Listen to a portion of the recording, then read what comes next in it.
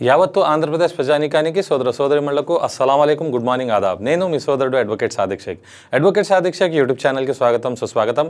ఈరోజు మనం తెదేపా జనసేన బీజేపీ పొత్తులో చంద్రబాబు నాయుడు గారి గురించి ఎవరైతే వారిని ఆకాశానికి ఎత్తివేస్తున్నారో వాళ్ళ పరిస్థితి చూస్తుంటే ఎలా ఉందంటే, పచ్చ కామెర్లు ఉన్నవాడికి ప్రపంచం అంతా పచ్చగా కనపడుతుందంట.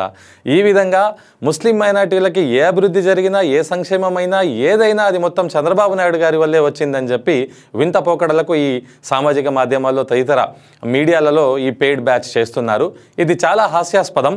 2004లో వైఎస్ రాజశేఖర రెడ్డి గారు ముస్లింలకు రిజర్వేషన్లు కల్పిస్తే 2004లో ఎన్డీఏ బీజేపీలో ఉన్న చంద్రబాబు నాయుడు గారు వారికేం సంబంధం అండి ముస్లింలకు రిజర్వేషన్లు కల్పించింది?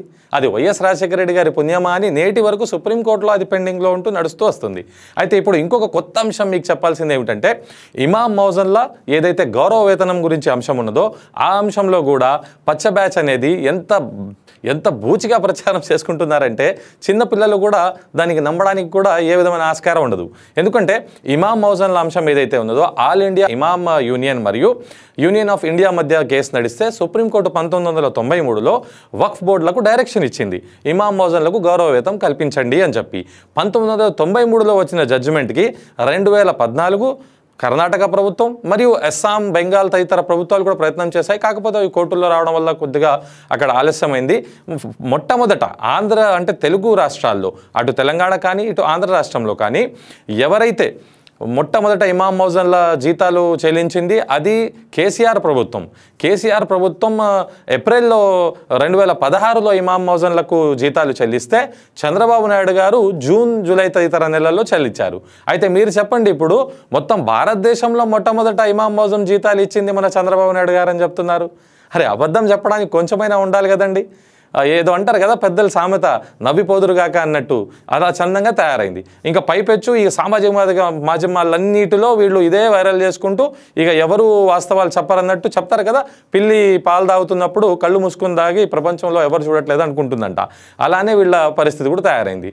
మొట్టమొదట ఇమాం మౌజన్ల జీతాలు చెల్లించిన తెలుగు రాష్ట్రం అనేది అయితే ఉన్నదో అది కేసీఆర్ గారు, దాని తర్వాత చంద్రబాబు నాయుడు గారు చెల్లించారు. అయితే ఇక్కడ ఏ విధంగా చెప్పుకుంటారండి మొట్టమొదటి తెలుగు రాష్ట్రాల్లో, మొత్తం భారతదేశంలో అంటున్నాడు ఒకడైతే మరీ వింతగా. 2016లో నారా చంద్రబాబు నాయుడు గారు తెదేపా ప్రభుత్వం ఇమాంకు 5,000 మరియు మౌజన్లకు 3,000 గౌరవ వేతనం ఇవ్వడం జరిగింది. ఆ గౌరవ వేతనం ఇవ్వడానికి కూడా చంద్రబాబు నాయుడు గారు చాలాసార్లు ఖజానా ఖాళీ అయిందని, డబ్బులు లేవు అనే వాదనలు కూడా వినిపించాయి. అయితే వైకాపా ప్రభుత్వం వైఎస్ జగన్మోహన్ రెడ్డి గారు 2019లో అధికారంలో రాగానే ఇమాంలకు 10,000 గౌరవ వేతనం మరియు మౌజన్లకు 5,000 గౌరవ వేతనం కల్పించడం జరిగింది. ఇప్పుడు చంద్రబాబు నాయుడు గారు గొప్ప లేదా వైఎస్ జగన్మోహన్ రెడ్డి గారు గొప్ప? మీరు ఏ విధంగా అయితే తప్పుగా చెప్పుకుంటున్నారో, తప్పుడు ప్రచారం చేస్తున్నారో, పచ్చ ప్రచారం చేస్తున్నారో, చంద్రబాబు నాయుడు గారు భారతదేశం మొత్తంలో మొట్టమొదటిసారి ఇమాం మౌజన్ గౌరవ వేతనాలు కల్పించారా? తెలుగు రాష్ట్రాల్లోనే చంద్రబాబు నాయుడు గారు మొట్టమొదటిసారి గౌరవ వేతనం ఇమాం మౌజన్లకు ఇచ్చారా? ఇవన్నీ అంశాలు మీరు గమనిస్తే ఇక్కడ చాలా సుస్పష్టంగా అర్థమవుతుంది ఏమిటంటే, ఏం చేసినా ఏది చేసినా ఒకటి వైఎస్ రాజశేఖర రెడ్డి గారిని మరిపించాలనే ప్రయత్నం వాళ్ళు చేయలేకపోతున్నారు. ఇప్పుడు వైఎస్ జగన్మోహన్ రెడ్డి గారిని మళ్ళీ 2024లో ఎక్కడ అధికారంలోకి వస్తారా అనే చెప్పే భయం కూడా చాలా లోతుగా వాళ్ళలో పాతుకుపోయింది. అందుకోసమే దానికోసం వాళ్ళు అయితే అబద్ధంతో లేకపోతే తప్పుడు ప్రచారంతో వాళ్ళు అధికారంలోకి రావాలి, వైఎస్ జగన్మోహన్ రెడ్డి గారిని, వైఎస్ రాజశేఖర రెడ్డి గారిని ఆంధ్ర రాష్ట్ర ప్రజలు మర్చిపోవాలనే ఏదైతే కుట్ర ఉన్నదో ఖచ్చితంగా ప్రజలు దాన్ని తిప్పికొడతారు. ఆ కుట్రలో ఎవరు పాలుపంచుకోరు. ముఖ్యంగా ముస్లిం మైనార్టీలు మాత్రం తెదేపా జనసేన బీజేపీ పొత్తుని ఎట్టి పరిస్థితుల్లో నమ్మరు అనే అంశాన్ని మీరందరూ గుర్తుపెట్టుకోవాలని నేను మనవి చేస్తున్నాను. అయితే అందుకోసమే నేను మన ఏదైతే సామాజిక మాధ్యమాల్లో ప్రజలు ఉన్నారో ఈ వింత పోకడలన్నీ గమనిస్తున్నారు. ఏదైతే 4% రిజర్వేషన్ కానీ, ఇమాం మౌజన్ల గౌరవ వేతనాలు కానీ, అన్ని అంశాలు మీ ముందు నేను వివరంగా తీసుకొని వస్తాను. మీ ముందు వాస్తవాలు పెట్టి ప్రజలు గ్రహించి ఏ విధంగా అయితే ఈ పబ్లిసిటీ మాయలో, ఈ పబ్లిసిటీ పిచ్చలో ప్రజలను కూడా మోసం చేయాలని చూస్తున్నారో దాని నుంచి సమాజం బయటికి రావాలని, మరీ ముఖ్యంగా ముస్లిం సమాజం తెదేపా జనసేన బీజేపీ కూటమితో జాగ్రత్తగా ఉండాలని, వీళ్ళు ఎన్ని గిమ్మిక్కులు చేసినా మీరు వాటిని నమ్మకుండా మీ ఓటు అనే ఆయుధంతో వీరికి మోగేలాగా జవాబు చెప్పాలని నేను మీ అందరికీ కోరుతున్నాను. ఇట్లో మీ సోదరుడు అడ్వకేట్ సాదిక్ షేక్.